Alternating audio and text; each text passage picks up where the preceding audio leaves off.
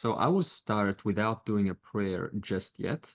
And I would like us to go through the prayer together, line by line, because I want to take this from a standpoint of a beginner, and then we will together elevate ourselves to as we go through the chapters.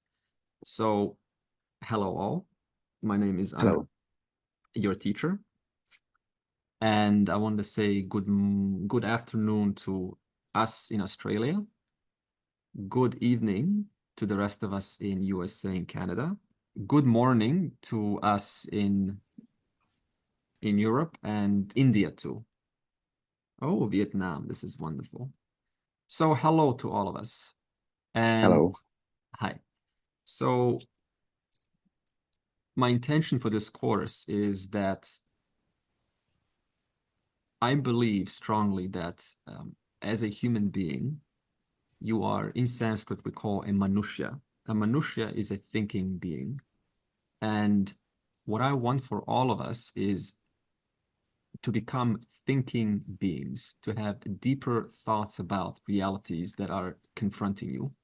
Not so much to give advice, because this book is not about giving advice. You should do this, you shouldn't do this. This is for kids.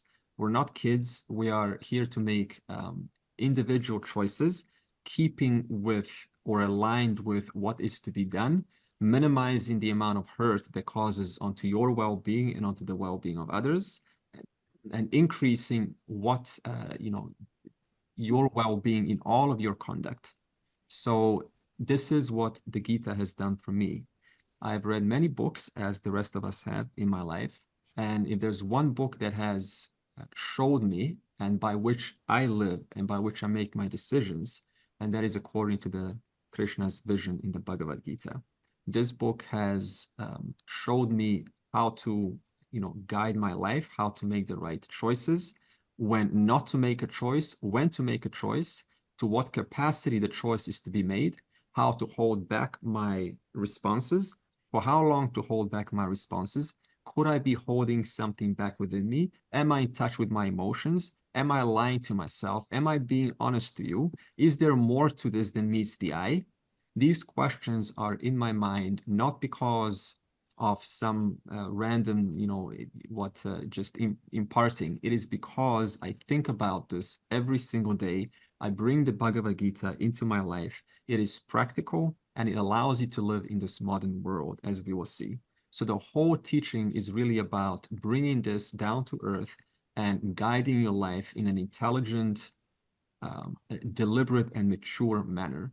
So in fact, end of the day, when all is said and done, and tell me if I'm wrong, you can philosophize all you want about the teaching that you're in right now, whatever this teaching is. And you can claim all of the Sanskrit words, you can quote left and right. But I have one question for you. How does it make you feel on a day-to-day basis, especially amidst challenges? Does it transform the way that you feel about yourself, about the world, about day-to-day, right, mother-in-law, father, parents, work? Does it make you feel lighter, more cheerful? Does it make you flow through life easier? When you sit by yourself, do you feel the presence of something much bigger than what you've been feeling before, such as my problems and all of the usual things? Do you feel the presence of the Lord? This is what it comes down to end of the day. And this is the focus of the course. Am I cheerful in this moment? Am I relating with you in a gentler, kinder manner? Am I relating to myself in a gentler, kinder manner? Because this is your indicator. Otherwise, it becomes an academic pursuit. And I'm not here to discuss academics. Here's what Krishna says. Here's what these Sanskrit terms mean. The question is, how does this relate to you? How do you use this? How can you be helped using this teaching? Therefore, it is something to be brought down to our day-to-day understanding and how we feel about ourselves and other people and those who we love, and even those who we don't agree with, because it's easy, isn't it, to feel a connection and feel kind of it's all well with those who you love. But what about those who don't disagree, who don't agree with you, who have totally different perspectives? What is my attitude towards them? Do I have compassion, empathy towards them? That's the real question. So therefore, I want us to become discerning, thinking human beings, rather than human beings who are asking, what should I do? Is this right or is this wrong? The point is so that you come to a place where you're able to discern what is to be done right, rather than depending on someone else. Therefore, we need to become independent thinkers, just like Krishna. And so this will involve also putting our opinions aside, because there is a tendency of the mind, and as a teacher, I've seen every single case scenario of a student where you have, different personalities, and there are, this is how it is, there are different personalities. And sometimes the personality cannot quite, comprehend, doesn't get along with another kind of teaching or style. And so there's a tendency to dismiss it because it feels comfortable and it's expedient. It's very quick to just dismiss something that you don't feel comfortable with. So therefore, there is some responsibility on all of us to be able to, just for a moment, put aside our notions so that we can see what Krishna has to say rather than what we continue to think ourselves. In fact, in Sanskrit, there are two words for the word student. The first is shishya, and the second is chhatra. Now, chhatra, the root is chad. Chad means to cover. So chhatra doesn't just mean student, it also means umbrella. I am covered by an umbrella. And what's the implications of this? It means that I am covered by the teaching. The teaching is the umbrella. I am covered by the teacher who is speaking on the behalf of the knowledge. And what is falling on you? Your old stuff keeps on falling. Your past ancient notions keep on falling. And those notions are the ones that make you not want to grow, make you want to stick with your old pre-existing beliefs of how it is, because it's comfortable, I understand. So when we take the umbrella, the knowledge, and the teacher, we for a moment in that space are pure. We allow ourselves to rethink, to undo our old thinking just for a moment. And through that repetitive kind of engagement with the umbrella, that is the teaching and the teacher, you get to reshape, redefine how you look at yourself and everything else, how you understand even your thoughts right now. Where are these thoughts right now, whatever they are, coming from? What are the causes of those thoughts? Are you happy with those thoughts? Are those thoughts causing more peace, tranquility in life, or are they stifling you down? Are they making you smaller? This is what we're talking about. Therefore, this course is about you, the person. How do you feel about all that is here? Rather than, playing safe in this academic mode of what does this mean? What does that mean? I'm not about that. Very practical person, and I know what it means to live amidst these challenges in challenging times, and still, despite your challenges, you're still able to retain your composure and your cheerfulness. In fact, Krishna is the only character who is not misguided in this Bhagavad Gita. And why is that? Is that because he doesn't have problems? No. It's because amidst challenges, he doesn't lose track of the teaching. He doesn't let this teaching just dissipate. And this is exactly what I want for us. No matter where you are, with who you are with, the teaching remains first and foremost in the mind. Therefore, you don't lose yourself. You still know what to do, even if it is beyond your sort of comfort zone. I would like us to bring forward what's called a Guru Shishya Parampara. This is a Guru Shishya Parampara, and I'd like us to just understand what this is. It's a Guru and a Shishya. Parampara means methodology, that means teaching. That means the parampara, the teaching, can only take place when there is a Guru and Shishya relationship. Is it a Shishya Parampara? No. It's only a parampara, it's only effective when you add one more component, Guru. Therefore, it seems very tempting to study this by oneself. And I get it. People will say, I read the Gita many times before when I was small. I know the Gita. I can promise you, you probably don't. There is so much depth in this teaching that every single time you read it, there is a new person different from the person who read it 5 years ago. Therefore, this new person is as though reading a brand new book. This is how it is. So every time you read and go through the Gita, who's reading it? The person who read it 5 years ago? No, the person who is today here. Therefore, there is always space to learn something new. And this is what I'm asking of us, to be open-minded and not be tempted by the mind to discard this and say, I've heard it before, I don't like it, this is not for me, this doesn't apply to me. This is a universal teaching. And so, knowing that this is a Guru Shishya Parampara, I would like us to go through the verse starting with Saha Na Vavatu. And I'm going to share a screen here and take us verse by verse.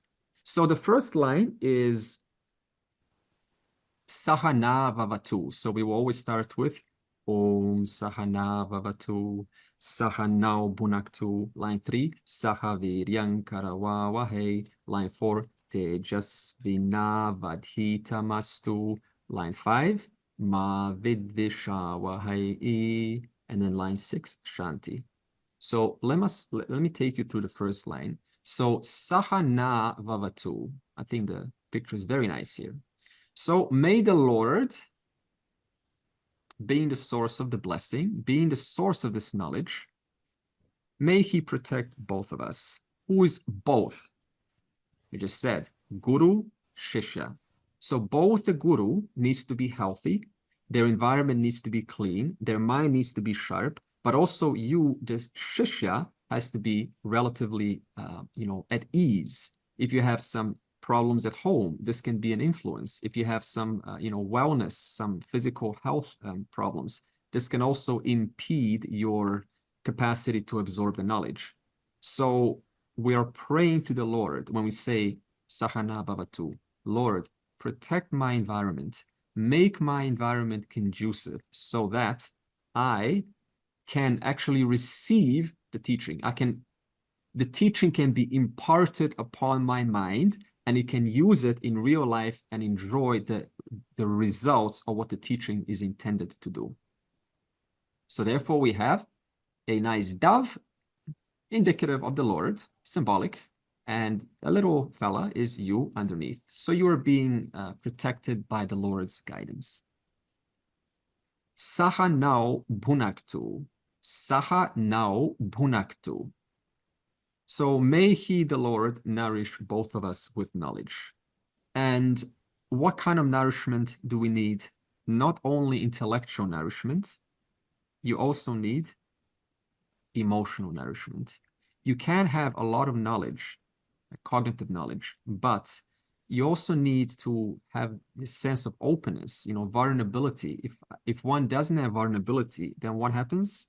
We end up being closed. We say, okay, Andre, you do all the talking. I'm just gonna kind of listen and, right? Which is okay. I understand there's personalities. So we need both intellectual nourishment and emotional nourishment. So may the Lord bless us with both so that this teaching can take place. Why is there a little fishbowl inside? What do you think? See the fishbowl and the fish? Yeah, so the fish is like a little fella who is, finding their way and asking, where's the water? Where's the water? And so the fish is trying to find the water, and yet the whole thing is just water. And so you can see a little nourisher from the top. So when you're praying, you're as though invoking, right, the Lord to give you the intellectual and the emotional nourishment so that the fish can stop for a moment and say, hey, I can't do this on my own. I need some help. Sahaviryam karavavahai. Sahaviryam karavavahai. So may both of us make the capacity to put our, right, for a moment, switch off and focus on what is going on right here, right now. So may we both make an effort to focus, to want to learn, to open ourselves up so that the teaching can take place. May you encourage the teacher with questions, and may the teacher equally pay attention to the question and answer to the best of their capacities. It's a collaborative work. It's not a one-time sort of a teacher does the talking and you do the listening. So may both of us, right, work together so that the teaching can take place. Tejasvi navadhitam astu. Okay. So may what is studied by us be brilliantly clear. And I thought this was a really beautiful example. So in Vedanta, we have this elephant where 6 blind men are assigned to look at or inspect this object. And so they don't see the whole thing. So they kind of touch, they feel, they use their 5 senses, all of that they have. And one of them touches the tusk and says, oh, I get it. It's a spear. And what does the intellect do for the sake of comfort zone? It says, aha, it's a spear. I'm going home. I got the teaching. The whole teaching, it's a spear. And then what happens? You start an entire philosophy justifying reality to be a spear. This is how different philosophies get born, because they're looking at more or less one facet of reality. This is not what this course is about. I want to show you all facets of reality so that when you touch, for example, the spear or the tusk, you say, hey, it does feel like a tusk, but there's probably more to reality that meets the eye. And for that reason, I can at least hold off my opinion and allow myself to give me some time so that it can come into my life. Okay? So therefore, may the studies be brilliantly clear.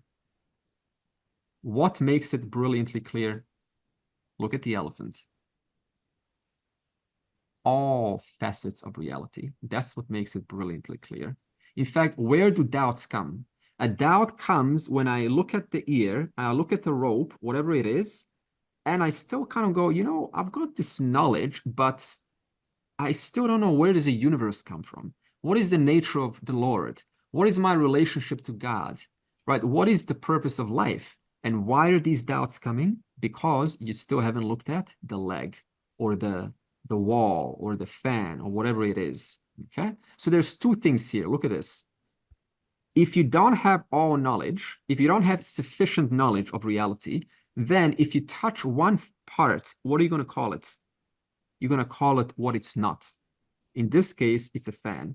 But if you were to distance yourself and touch something else or inspect the tusk or inspect the leg, then in reference to the leg and the tusk, can you say now that it's a fan?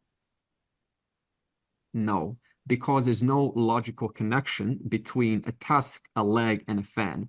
Therefore, the more you know about reality, the more your old notions start to dissipate. And that is why the Gita goes into a rigorous analysis into reality, so that you don't end up living with thinking it's just a fan, it's just like this, it's just like that. There's so much more nuances to reality than meets the eye.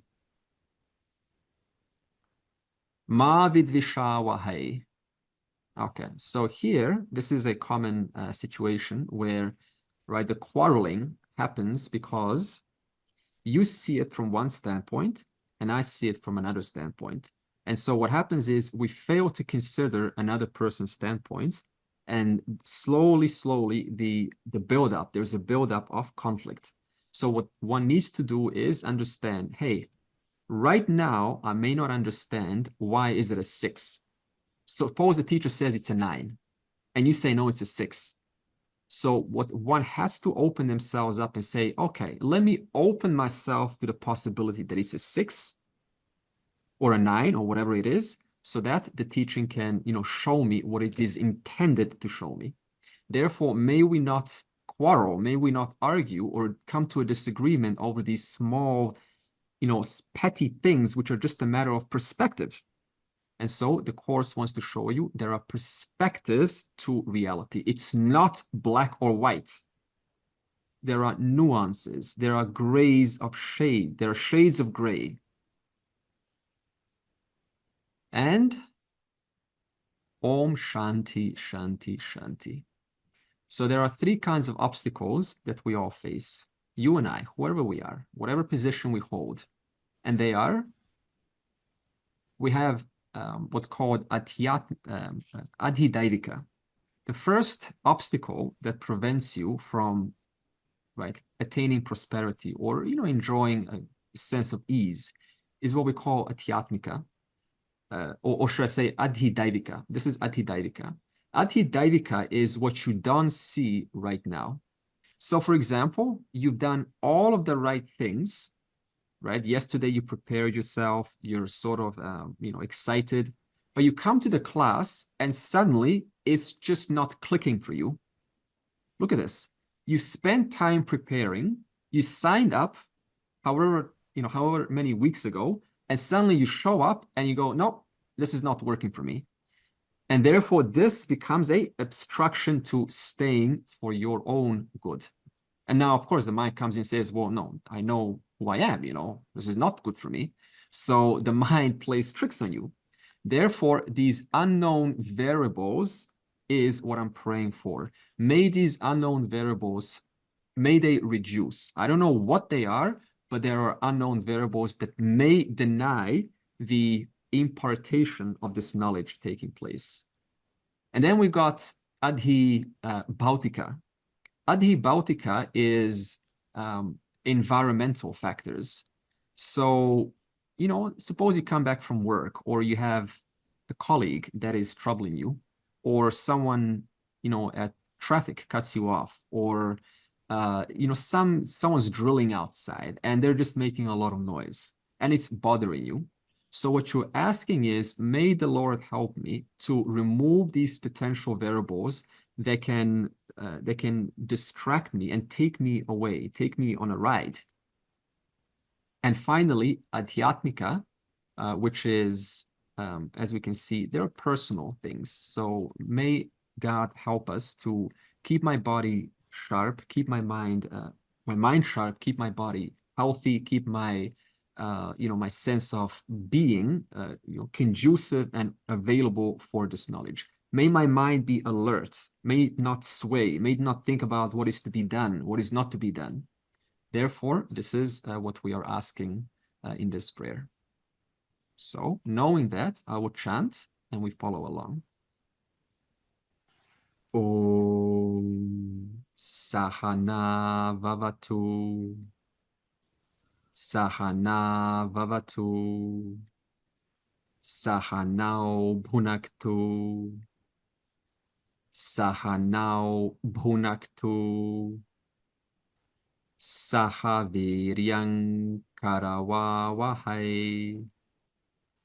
Sahaviryang Karawawahai. Tejasvinavadhitamastu. Tejasvinavadhitamastu. Sahana Vavatu. Sahanao Bhunaktu. Sahaviryang Karawawahai. Tejasvinavadhitamastu. Ma vidvishawahai. Om Shanti, Shanti, Shanti. We will chant this every time we come to class, and therefore it's something that we need to look at. All right. So let's move on. The context of the Bhagavad Gita is that it starts first with what we call Gita Dhyanam. And Gita Dhyanam is chanted before you start learning the Bhagavad Gita.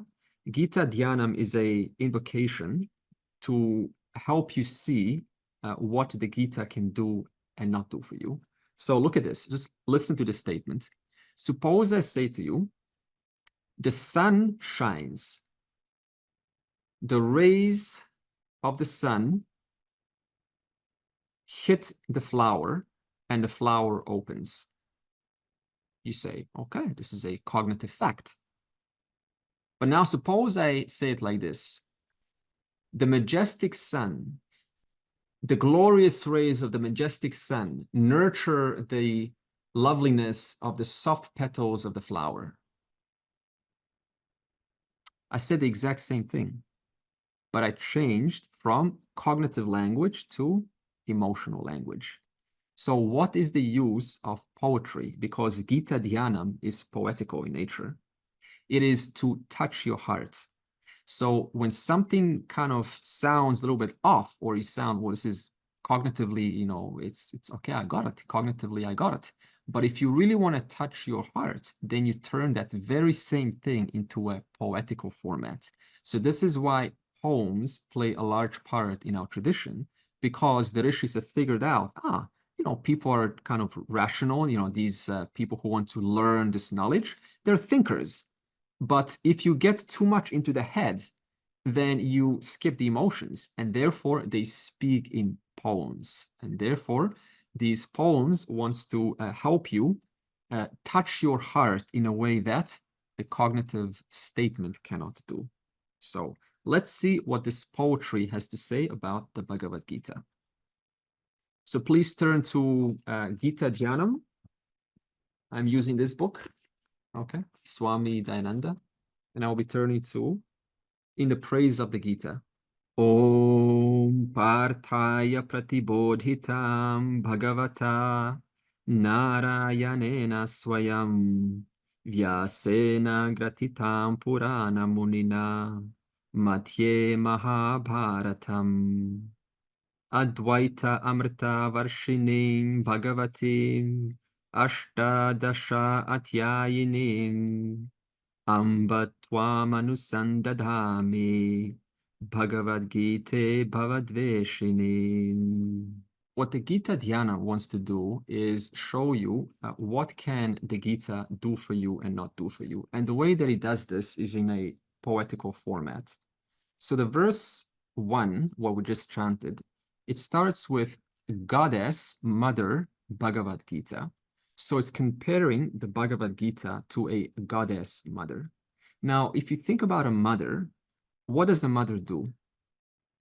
She nourishes you. She's there for you. She loves you. In the times of struggle, you come underneath her lap and she kind of takes care of you. However, a mother, in a normal sense of a conventional way, also has her own pressures. So sometimes she kind of puts her own, right? She acts out of anger. Maybe she's a little bit too hard. Maybe she's not really hearing you. So in a normal conventional way, a mother makes mistakes like anyone else does. But in this case, this is Goddess Mother Bhagavad Gita. So it's no ordinary mother. This is a mother who doesn't operate from pressures, but always has clarity what is to be done. Therefore, she is the goddess. And this Mother Bhagavad Gita is taught by Krishna. And the verse says Krishna teaches this to Arjuna. So Krishna is the Lord in a form of a human being. And Arjuna is a student. So it's a guru-shishya relationship here. And Krishna teaches this to Arjuna for the sake of Arjuna, right? Because Arjuna is the child. He needs the mother. And the question is, why does Krishna teach this to Arjuna? Why is Arjuna specifically receiving this knowledge? Because he asked for it. Super. In other words, excellent, Asha. So I think I heard Asha first, and someone else wanted to say something. Either way, it was wonderful. So it means that Krishna was there. He knew Arjuna since they were little kids. They were very close. Arjuna knew Krishna for a long time. It's only when Krishna came to a certain point in life, unique to Arjuna. So we're all Arjunas, by the way. It's not like this is a story once upon a time, and now we're talking about some character called Arjuna. You are Arjuna. I am Arjuna. In this case, I'm taking Krishna role for a moment. But when I'm with my teacher, I am Arjuna. So we are all Arjunas. So therefore, Arjuna asked because for him, it was an entry point. So Arjuna had an entry point into the teaching. How? Well, there's different kinds of entry points that all of us come to or gets us to this knowledge. And what are they? There's more or less, I'll say 4. And just listen and see which one you could be, which is your entry point into this knowledge. The first one is crises. This is whereby you come to a point where everything was okay, right? Everything was okay in your life. And then suddenly something dramatic happens and it just shakes you off. Someone dies, or some, economy falls, or you lose your job, or, child can get hurt, right, at school, or something it just shakes you up. So everything was okay, and then suddenly it just changes your whole perspective about life, and you are forced to rethink the purpose of life, to rethink your role. What role do you have in life? Another entry point could be it's sudden. It's just sudden, instant. So what happens here is, through the course of your involvement in life, you figure out eventually that nothing fills the void. You have attained, you have got a job, you got married, you got kids, you've got it all. And suddenly you discovered, hey, what is one more attainment going to do? It's just going to give me exactly what the previous attainment has gotten, which is probably a day of joy, and then it's just back to usual business. So in other words, you come to a point where you say, so the void really doesn't leave, no matter what I do, or how much I think about it, or who I pray to, it just doesn't leave. And therefore, you come to a point where you say, okay, I need to make a change. Something's not working, something is missing. So it's a sudden, instantaneous moment of discernment on the basis of discovering there's a void in your life and nothing fills that void. That's your entry point. Another entry point could be you were recommended here. So in other words, there's no crisis in your life. There's no void in your life. It's one smooth Ganga river. It's just a smooth flow. You are having a great time. And just you happen to know someone and they said, hey, 12:30 or your time, someone's doing Bhagavad Gita. Come over and see what it's about. And they're like, all right, I've got nothing better to do. And therefore, you're here now. So whatever I say, you're trying to relate to me, but you don't quite see the relevance. This could be also the case. But then you kind of stay longer. You maybe have some moments of faith and you say, let me see what this Andre has to say the next course or the next lesson, next Sunday. Another entry point could be you have a curious mind. You've had a curious mind since you were a child. You were asking questions. People didn't like the questions you were asking. They thought you were asking too many, too high questions, too philosophical. You were too thoughtful. You were like, who asked these questions? Just go and enjoy yourself. You can't stop yourself. You're curious. You love knowledge. You love to learn. That could also be your entry point. So which of these 4 entry points is yours? Crises. That means suddenly something has happened that is not pleasant, and it's causing you to rethink your whole life at once. It is a recommendation. That means you were just brought here by the mutual friendship of someone else. It is sudden.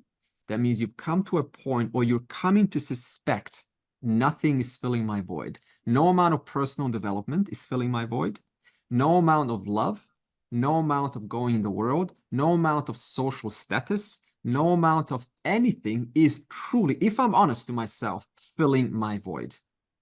Or you're just a very curious, inquisitive person who loves to ask questions, who likes to know, who likes to, kind of experiment and look at your mind. You want to look at things in different perspectives.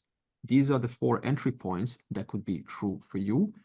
Which one do you think is for Arjuna? Curious mind. Say again, Asha. Curious. You think Arjuna was curious? Oh, no, sorry. I thought you were talking about me. Crisis. Oh, okay, okay. So Asha is curious. Oh, that's very nice, Asha. So Asha is curiosity. Actually, Asha, I share the same with you. So for me, it's also curiosity.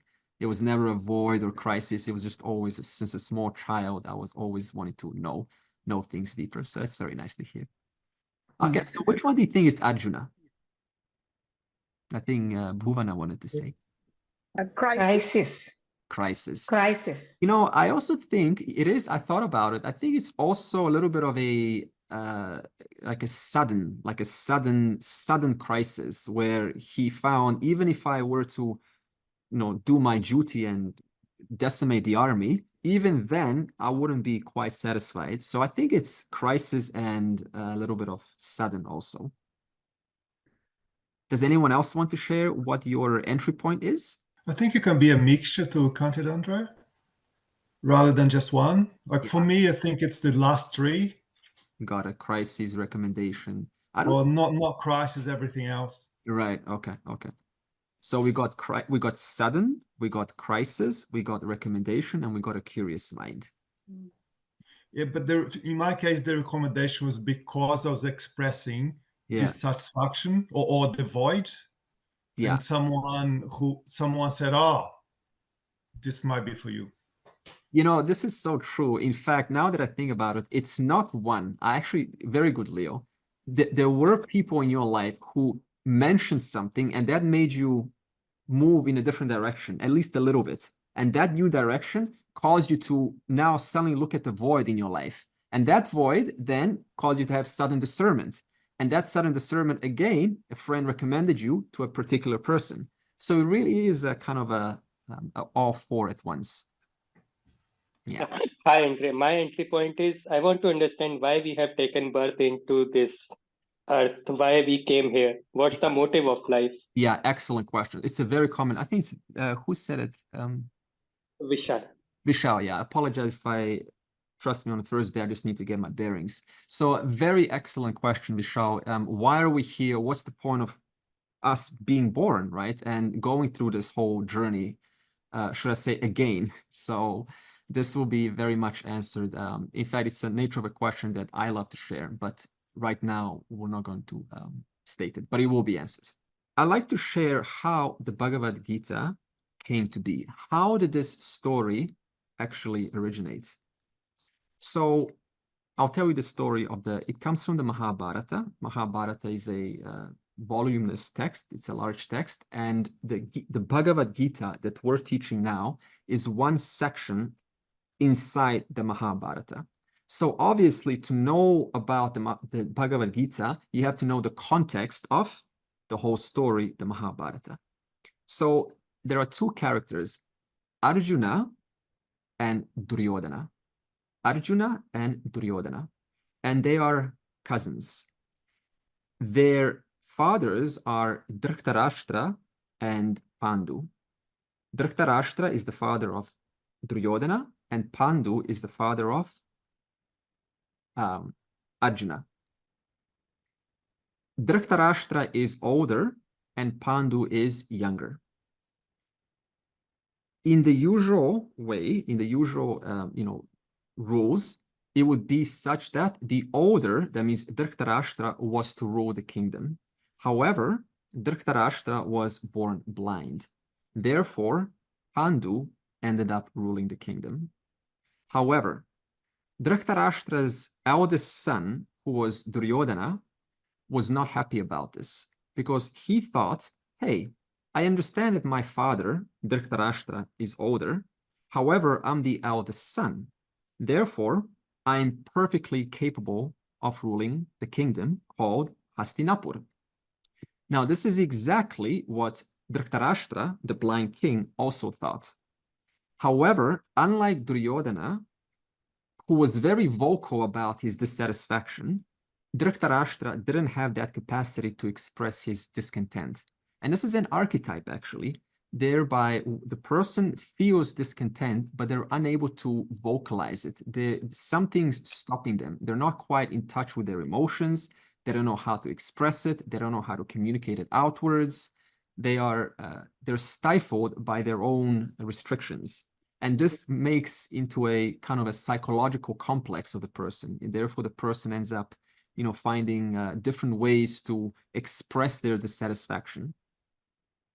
So what happened is that Pandu, who was highly evolved, remember Pandu is the brother of Dhritarashtra, he was highly evolved in a sense that he noted his brother's dissatisfaction.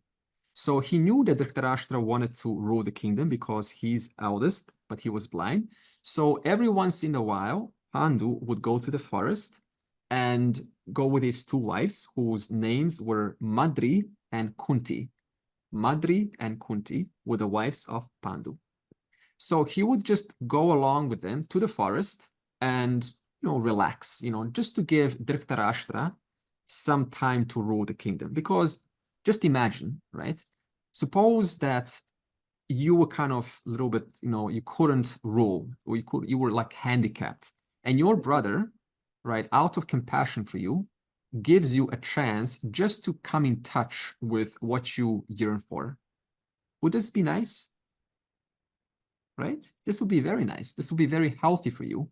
So this is what Pandu did for Dhritarashtra. So he was, in that sense, evolved. He didn't just look at his brother's pain and say, well, that's life. He said, okay, what little can I do? And this is what he's done. Now, what happened is one of the visits to the forest, Pandu died. And it's a story. There's a, kind of a metaphorical story there too, which is a teaching of itself. What happened basically is that he assumed that what he heard was a mriga, a deer. And so his first, discernment told him it's a deer. And so on the basis of that, he shot an arrow to kill the deer and bring it to his wives. But he shot a sage and the sage's wife. And so he came over to the sage, and the sage cursed him. He says, next time you get intimate with one of your two wives, you will die on the spot. And now you say, why are there so many curses in Mahabharata? What is this? Sages cursing left, sages cursing right? What is this? Why would a wise person curse you? Careful. This is symbolism. When they curse, it means that even if it was a mistake, the setup is made in such a way that you have to bear the consequences. So the curses simply indicate the karma palam, the consequences of your action. So yes, sure, Pandu didn't want to kill the sage, but he made a mistake. And the Lord's system is set up in such a way that even if you accidentally step on someone's toes because of your negligence, you still pay a price. Not as high as if you intentionally did it, but you still pay the price. So the curses represent this consequence, a cause-effect relationship that happens. So now the question is, Pandu is dead. Who is going to be the king? Well, according to the rules, it was supposed to be his eldest son, whose name is Yudhishthira. So, however, Duryodhana had a problem with this because he said, well, no, now that Pandu is gone, I should rule because my father, I am the eldest son of my father, Dhritarashtra. I should naturally rule the kingdom. I am not blind. I am perfectly capable. Look at this. This is a perfectly natural thought. It's not like you can call Duryodhana a bad person. You and I would probably have the exact same thought. Hey, the Pandu side, called the Pandavas, they were ruling all this time. Now it's time for me to rule. After all, we're family. So this is a perfectly understandable thought so far. So what happened was they had to consult a book called the Raja Niti. Raja Niti is like a constitution where it lays out the rules. What do you do in the case of conflict?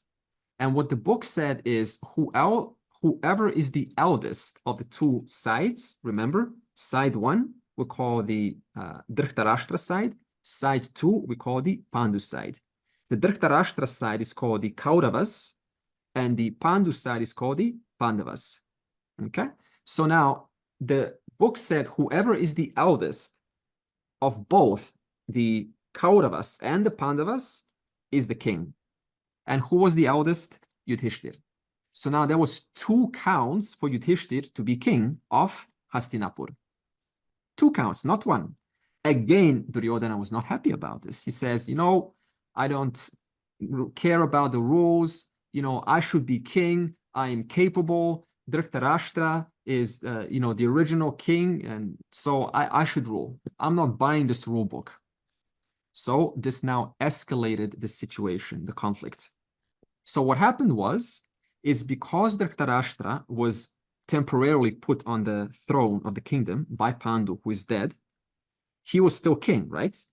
So Dhritarashtra felt the pressure. He felt the pressure between, right, the Kauravas and the Pandavas, right, the brothers. So he didn't want to appear unfair. So what he did was he divided the kingdom of Hastinapur into two. And he gave the larger chunk to Duryodhana, his son, and the smaller chunk to Pandavas. Now, what happened was this larger chunk was wealthy. The infrastructure was fantastic. It was well built. But the smaller side that was given to the Pandavas was very small. It's kind of like me giving you saying, hey, I have a present for you. I've got land, big chunk of land. You're like, wow. And I take you all the way to the outskirts of Australia, in the Uluru, the desert. There's no infrastructure, there's no pipes, there's no electricity. And what happened? Yudhishthir, who was the eldest of the Pandavas, he didn't sort of just complain. He said, okay, we'll take it. Because Yudhishthir was the kind of person who didn't want to rock the boat. In the name of being nice, he wanted to sort of like, okay, this is what we're given. We're just going to go right along with it. So they didn't hate this unfair decision. So what happened is with the little that the Pandavas were given, 5 brothers, right? Pandavas are 5 brothers. The little that they were given, with the few resources and the barren desert they were given, they made it into a prosperous, thriving, incredibly popular, bustling city. And all of the kings were coming to their city called Indraprastha. It was the talk of town. Everyone was talking about, let's go, there's pools and spas and there's roller coasters there and all this lovely stuff. So look at this. The little that they were given, they made it into a thriving city. This is incredible. It means they didn't complain. Oh, poor us. Life is treating us unfairly. Why us? We don't have enough. They didn't find reasons why it didn't work, why life is treating them unfairly. They found a way to take the very little that they were given and build something incredibly prosperous out of this. This is a wonderful attitude of the Pandavas. Now this, having gone through Hastinapur, the kingdom, Duryodhana couldn't stand the success. He thought he was, I can't stand, he was envious. He couldn't stand his brothers being so prosperous. So he wanted to plot and kill them. And so what happened? He said to them, hey, you guys have been working on this city for so long. I want to just give you a hotel for a moment. Here's a hotel room. Go relax, have a good time. And, you need some break. And what happened was he made this house into a highly flammable material. So the idea was when the Pandavas go to this house, it would be set on fire. But what happened was Vidur is the 3rd brother. So there's 3 brothers. Pandu, who's dead. Dhritarashtra, who's the present king of Hastinapur. And Vidur, he was the wisest of them 3. Vidur heard about this plot. And so he warned the Pandavas to escape the moment they go inside the house because it will be set on fire. And so the Pandavas built a tunnel and they escaped into Indraprastha, back into their kingdom. And again, Duryodhana was totally unhappy about this. His plan failed. So he devised a second plan, plan number 2. This was done by the help of his uncle called Shakuni. So Shakuni had a siddhi. Siddhi is a power that you have where you're able to manipulate the dice with your mind. So the idea is Shakuni said to him, hey, just call them over for a game of dice. And I will, through my siddhi, make the dice against their favor. So they will guaranteed lose their kingdom. They will lose everything. And like this, they will go to the forest and you can have the whole Indraprastha for yourself. Duryodhana loved this. So first thing he did was he called the Pandavas again for a game of dice. And they agreed. Now look at this. Yudhishthir, who's the eldest of the 5 brothers, the Pandavas, he already knew how Duryodhana is treating them. He already knew that Duryodhana had lack of sympathy for the Pandavas when they lost their father, Pandu. He already knew that Duryodhana tried to kill one of his brothers, Bhima, when he was little. He already knew that Duryodhana tried to kill them in the wax house. He already knew that Duryodhana is kind of treating them unfairly. He already knew all of this, but still, in the name of being nice, not wanting to rock the boat, just going along with the rules, I have to be a good person, I have to agree, he went with the game. And also, there was a rule that stated that when a king of a kingdom is invited for a game, you don't get to say no, you go along with it. And so Yudhishthira was a little bit kind of almost rigid about it, and he went along with his, principles of righteousness, and he sat down, and who was there at the game? Shakuni. It's like, what is this? I'm here to play Duryodhana. Why is Shakuni playing the game? But it's okay, I'll play the game anyway. So again, Yudhishthira went right along with it. Imagine that, you go to someone's house, you say, hey, I'm here to play you, not your uncle. So again, he sits down and he continues playing the game with Shakuni. And then what happens? Slowly, he starts to lose everything. Yudhishthira starts to lose his chariots, his money, his horses, his Indraprastha, all gone. And he wants to get up, totally devastated. And Duryodhana says, no, where are you going? Sit down. There's more. What do you mean more? Well, you have your 4 brothers. You haven't lost them. You still have a chance. Come on, you can win this game. And you'll get not only your Indraprastha back, you'll get everything back. Okay, says Yudhishthira. So he sits down and he loses his 4 brothers. He's devastated. He wants to get up in shame. Again, where are you going? You haven't lost everything. What do you mean? You still have yourself. You still have a chance to get your brothers back and Indraprastha back. Again, he sits down and he loses himself also. He is miserable, totally devastated. Where are you going? You haven't lost everything. What do you mean? You still have your wife, Draupadi. You still have a chance to get yourself back, your brothers and Indraprastha. The stakes get higher and higher and higher, harder to say no to. The more you lose, the harder it is to come out of. And so he loses his wife too. And so what Duryodhana does is he tells his brother, Dushasana, to go to the royal chamber where Draupadi was doing her hair. She was preparing herself. She was yet to take the bath to see the ministers in the royal court. And Dushasana storms in and says, you coming with me. The Yudhishthira, your husband has lost the game. He lost you, and you are now a dasa, or dasi. You're a maid. You're a servant. And she was resisting because she was a strong woman, but he pulled her by the hair inside the court. And inside the court, who was there? All of the figures of high status. There was Drona. Drona was the teacher of the Kauravas and the Pandavas. He used to teach them how to fight. He was well respected. There was Bhishma. Bhishma was the grandfather. He was like a grandfather to both the Kauravas and the Pandavas. There was Dhritarashtra. He was the king. There was Gandhari, the wife of Dhritarashtra. There was Karna. Karna was another son it was actually a brother of the Pandavas. That will come later. All of the important figures were in that royal court. And you know what? What I love about Draupadi? Look at this. The Vedas does not display a woman as someone who is subservient, as someone whose sole purpose is to give babies, whose sole purpose is to cook. No. They portray a woman as someone very strong and in touch. In touch with what? Look at this.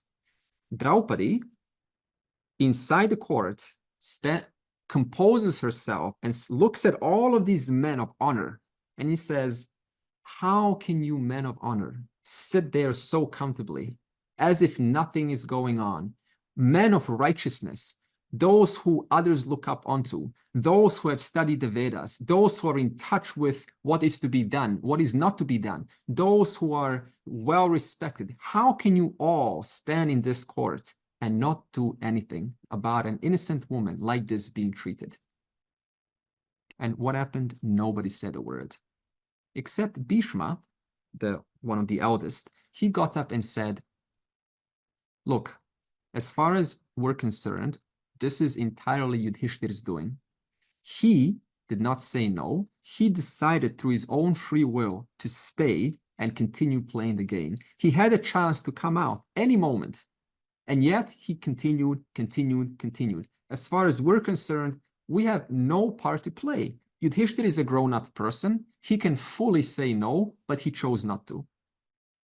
So it's not like they're being sort of mistreating her. It's just that they're looking at it like that. Initially, it seems kind of, yeah, he's got a point. But let's see if he really has a point. So nobody did anything. So therefore, Draupadi was left to do what? Get in touch with her intellect. So firstly, she got in touch with her emotional side. Then she got in touch with her cognitive side. This is a woman. And she says, by the way, who did Yudhishthira lose first? Did he lose himself first, or did he lose me first? Because if Yudhishthira lost himself first, in that moment, he lost his status as a king. And therefore, he became a dasa, a maid, a servant. And a servant has no right to bet a queen, because he lost his status as a king. Therefore, he got into a servant mode, and a servant cannot bet or stake a queen. Look at this brilliant logic. Imagine being put on a spot like that, devastated, right? And you're still able to think that high. You understand the logic here? So even if Yudhishthira lost her, even then it will be questionable whether you can treat a woman like that. But the point is, he lost his status, and that person now has no right to bet someone who is still at the level of a queen. And again, nobody did anything. And then what did she do? She resorted to the third option. She prayed to Lord Krishna. Krishna, please help me in this situation. And what happened? The Lord responded instantly without any doubt. And what happened was, as Dushasana kept pulling her robe, he wanted to disrobe her, he eventually collapsed because he fatigued himself out. There was so much rope to pull, and Krishna was just applying more and more and more cloth, and no amount of cloth could he pull off her. Now, what's the symbolism of this? Unlimited cloth. Dushasana pulling, ha ha ha ha. I'm getting naughty, mischievous. What happens? Eventually, you fatigue yourself out and you fall. You cannot cheat the system. No matter how evil the person thinks they can get away with it, or how they're getting away with it, they eventually fatigue their body out and they just collapse, because you cannot cheat the Lord's system. You didn't create the universe. The universe is created by God, and I don't run the rules. Therefore, I am in his laws, in his rules, not my own. What else do you think this means when, how Krishna responded immediately to Draupadi? What does this say about Krishna? What do you think? He's there when you ask for him. Super. Or when you call out.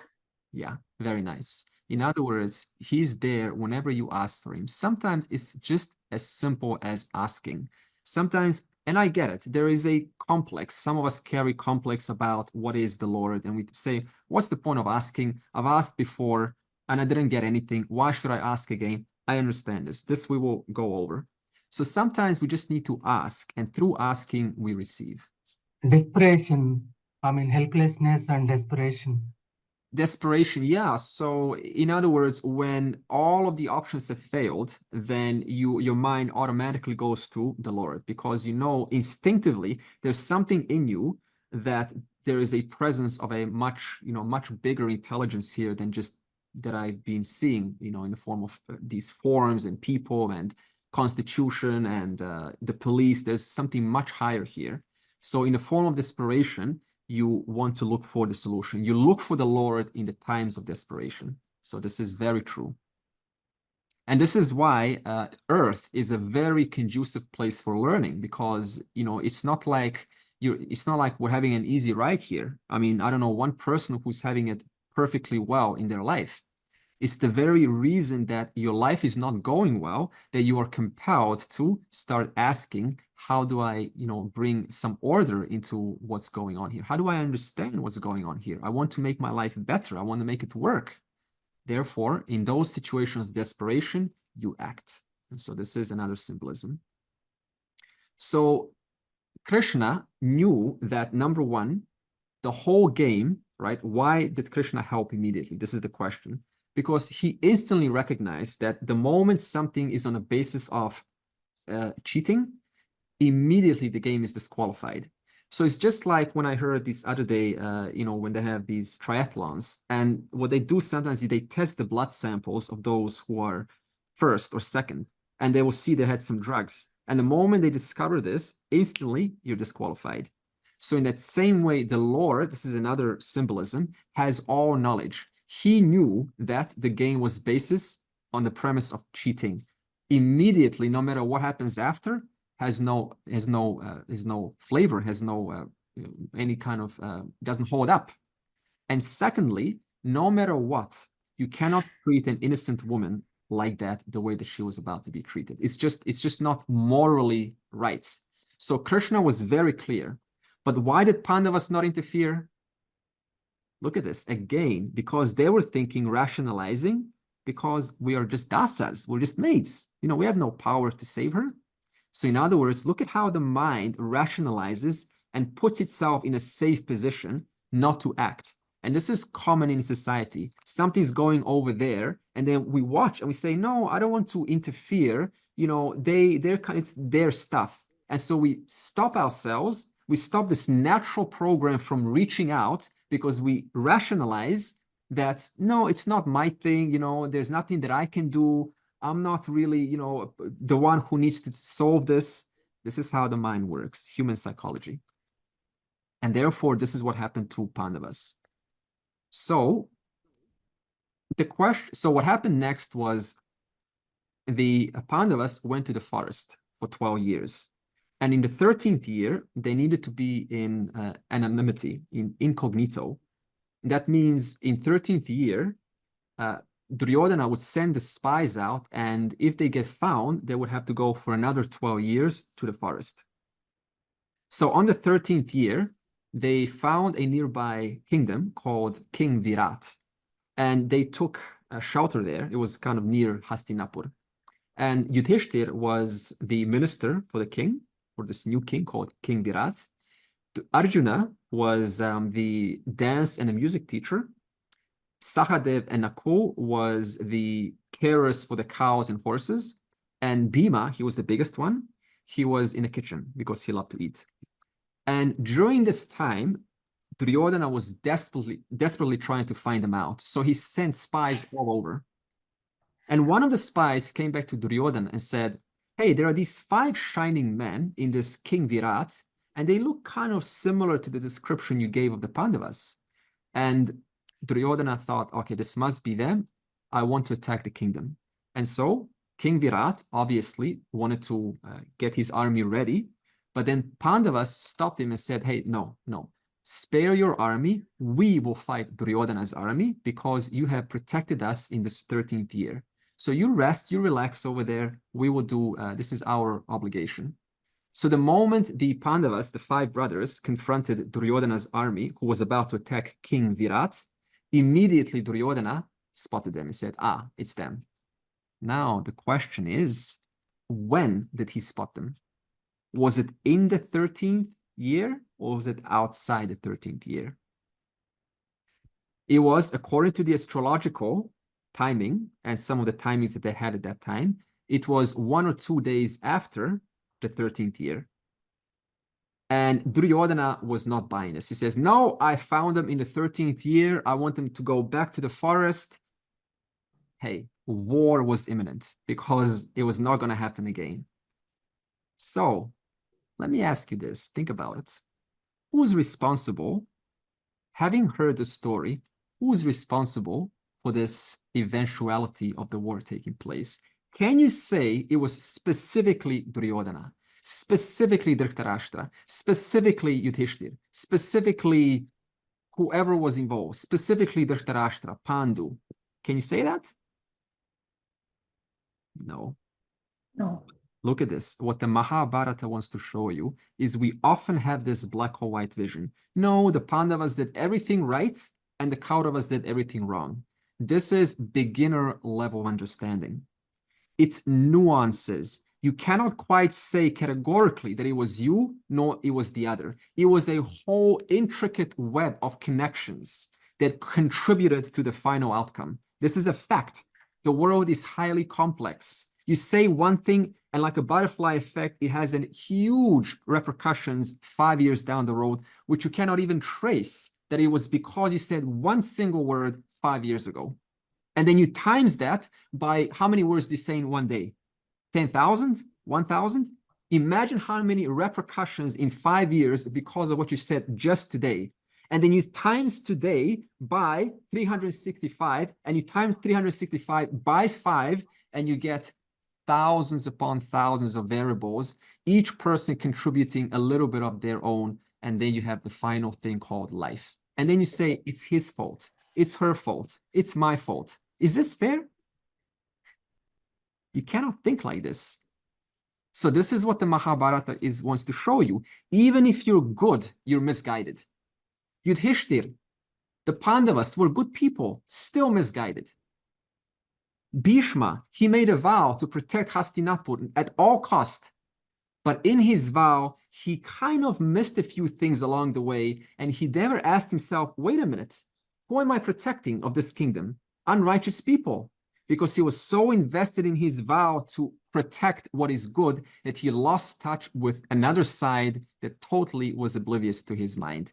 Therefore, even someone wise can make contributing factors that end up into what we call the war of life, the life which is very complex in its nature. Only Krishna was the only character in the entire book who was not misguided. And as I said at the beginning, not because he didn't have problems, but because amidst all of this war and intricate connections, Krishna never lost sight for one moment of what is to be done and how it is to be done and why it is to be done. So therefore, we want to be more like Krishna, less like Yudhishthir, less like Duryodhana, less like everyone else. That's the whole teaching here. The one who is clear knows what is to be done. And you have no doubt about it. And even in that, you have no fear of making mistakes because there's always a chance to come back to and restore the harmony in your life. Eventually, Arjuna found himself, when the time of war came, in the middle. Pandavas on one side, now the Kauravas on the other side. Okay? The Pandavas, Kauravas. And he was in the middle. And he suddenly, the reality of the situation confronted him. And he said, wow, all of this resentment and hurt that I was nursing for Duryodhana, for all of the hurts that he was doing, I suddenly feel it all at once. It all just comes out because he's been suppressing it. And he points to Arjuna, to Krishna, and says, Krishna, my thoughts, my thinking has gotten me to this place, a disempowered, confused warrior. I do not know what to do. My thinking is not working. My hands are sweaty. They're dropping the bow. It's beginning hard to breathe. I can't breathe. My throat is drying up. My skin is itching. You know, my knees are growing weak. Look at this great warrior just collapsing by the second. My thinking has gotten me to this much. Show me, Krishna. Show me, how do I think in such a way that I get myself out of this situational issue, this situational problem, this situational overwhelming life that keeps on throwing challenges. How do I come out of this? And Krishna also showed me one more thing. We don't stop there. Show me that knowledge, the final knowledge that will bring me permanent, unceasing cheerfulness, contentment, fulfillment. And what does Krishna say? He says, Advaita Amrita Varshinim Bhagavatim Ashtadasha Atyayinim Ambatvam Anusandadhami Bhagavadgita Bhavadveshinim.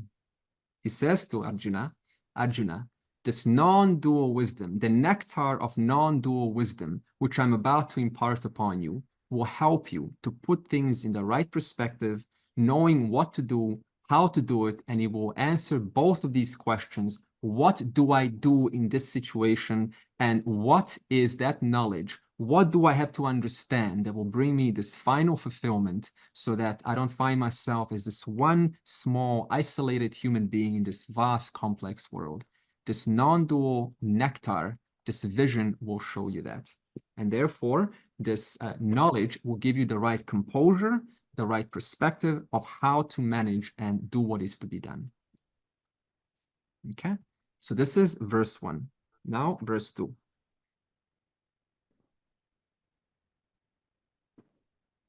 Namostu te vyasa vishala buddhe pulara vindayata patranetra yena tvaya bharata taila purnaha prajvalito jnana mayaf pradipaha.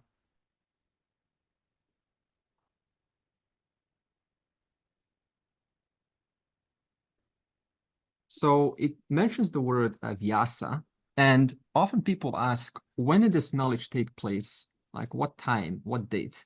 And it's kind of a question that doesn't really hold much relevance because the human condition is always the same. The way that we look at this culture, this Vedic culture, is that this tradition, which you are now under the umbrella of, is passed on orally. So it's passed on from guru to shishya. The guru teaches the shishya, and the shishya becomes the guru. And then the shishya, who's now a guru, teaches more shishyas. And one of those shishyas becomes a guru. So it's a whole tradition that gets passed on orally through words. Vyasa, in this case, who is the author of the Mahabharata, the book that I just told you about, the story, he is one of the first individuals who put this oral tradition into a written form. So if you now think about it, this author called Vyasa, for him to understand the import of Krishna and Arjuna's conversation, which is highly philosophical in nature and looks at the nuances of life, what does that say about Vyasa to be the author of this book, which is highly nuanced in nature?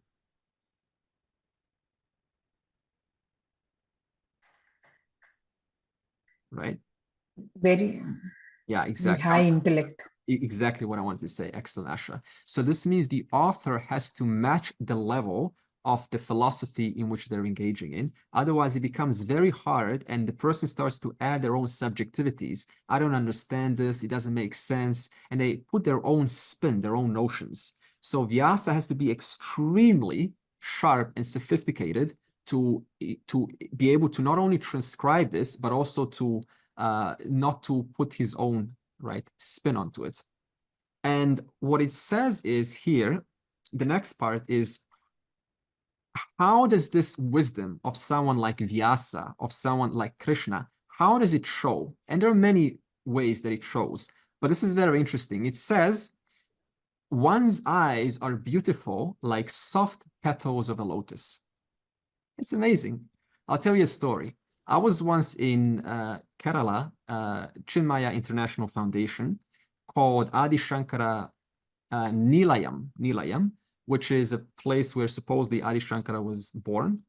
And there was an event, I don't remember what the event was called, but there was a lot of sadhus there who are simple people, they're wearing orange ochre robes. And one of the sadhus, I was there, I was studying Brahma Sutra Chatushtari, the preamble, not Brahma Sutra, but preamble. It comes before Brahma Sutra. And one of the sadhus came to me, and I have never in my life seen more beautiful eyes. I promise you. Not, to this day, I've not seen more beautiful eyes. It's just, even the word shining doesn't do justice. Yes, it's shining like what? Soft lotus petals. It was just beaming like love, just beaming purity, clarity. And he was so soft and gentle towards me. I was almost taken back, it's hardly you see that. So this is an indicator. One indicator is your eyes, and they become clearer and clearer and clearer. If you want the opposite to this, if you look at someone that is on the wrong side of town, and you look at their eyes, they're drinking and they're smoking, and you can kind of make out something in their eyes. You can. That's why they say the eyes is the window to your soul. So there's something there, and it's very nice that the Gita kind of portrays that. And in the Vedas, we have something called what's called Brahma Varchasa. Brahma Varchasa. And this means one who has radiance. In other words, owing to their radiance of their studies and looking at their responses and cleaning up their life, cleaning up their mind, cleaning up their inner turmoils and all of those, those buried emotions, cleaning all of that up, what ends up happening is you become a very attractive person. People come to you and they feel comfortable under your space. They feel like they can tell you secrets. They can share with you. They want to just innocently tell their kind of problems, and they just feel safe with you. So this is a Brahma Varchasa who has done a lot of work on themselves. They're just attractive. It's just how it is. So then it says Mahabharata is filled with the oil, so it uses oil and a lighting lamp. So in other words, look at this. This story called Mahabharata is equated to the oil. And the Bhagavad Gita is compared to the lighting of the lamp or the actual flame. Now, what do you do with the flame? You can do different things with it. You can burn a house, but hopefully not. You use the flame in a dark place to navigate and get from here to there, to find your way.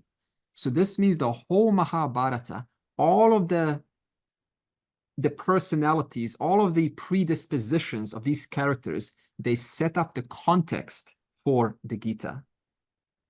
So look at this. In other words, it is the life challenges that give context to wisdom. If you don't have challenges, then Bhagavad Gita is not very effective, because you can say, well, I don't have any problems. My life is okay. Why should I listen? Everything's okay. I'm in love. It's all good. But it is these characters, Dhritarashtra, Pandu, Duryodhana, Arjuna, Yudhishthir, all of them set up the context for the story.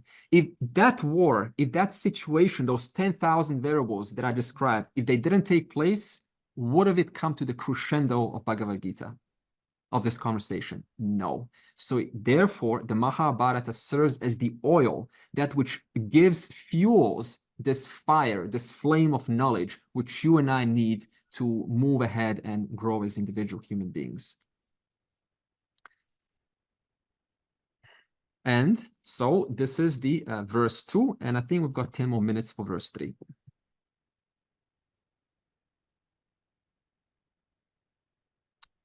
Prapanna parijataya totra vetraikapanaye jnana mudraya krishnaya gita mrtaduhe namaha. So it says the earth is a wish-fulfilling tree. That means this earth that you and I are on is like a wish-fulfilling tree. Now, what does a tree have? It's got fruits. Sometimes it's got fruits that are forbidden. That means things that you generally are going to damage the environment. That means if you kind of get that fruit represents potential, possibilities. I can right now kill a person. I can also, bless someone. I can, I can touch you, or I can hurt you. These are all possibilities. Earth is a wish-fulfilling tree. And what happens? On this wish-fulfilling place called Earth, which is like a tree, you and I are given possibilities. However, what happens is, owing to your pressures, you create self-imposed limitations. In other words, you have the chance to pick a beautiful fruit, such as making your life brighter, bringing joy into your life. But through our own pressures, through our own conditionings, we say, I don't deserve this. I'm not worthy. I'm just a small person. I'm like a nobody, right? This is not me. As if you're so special that this is not for you, right? Moksha is not for me. It is for somebody else. I'm just a small person here. So you're giving all of these possibilities, these wish-fulfilling tree, Earth.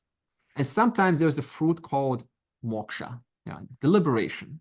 And you say, not yet. I want this fruit over here called an apple. An apple could be something like driving your car on the highway irresponsibly, endangering other people's lives. And it's kind of like a juicy apple because people have told you, no, it's okay. You'll be cool if you pick that up, if you pick that apple. And so I pick the apple. What happens? Consequences. Because you're not the one who has grounded this tree. This tree is grounded in the universal law. And therefore, the law doesn't give exceptions to anyone, whether you are told or whether you do it deliberately or any way how you do it, there are consequences either way. I can also turn my head the other way and I can pick this fruit like a strawberry or a melon, and I can receive wonderful results for myself. Therefore, what the verse wants to show you is that the Gita gives you perspective how to intelligently navigate yourself in this very complex tree. And there look very delicious fruits over there. It gives you navigation, how to understand what is to be done and not done. Either way, there are consequences. So the world serves as your indicator of how well you're doing. That's all the world is, a feedback system. So there's no such thing as good or evil. Get this vocabulary out of the mind, good or evil. All the world is just a feedback mechanism letting you know what was the quality, the initial quality of your actions that you put into the field at the time of putting them into the field.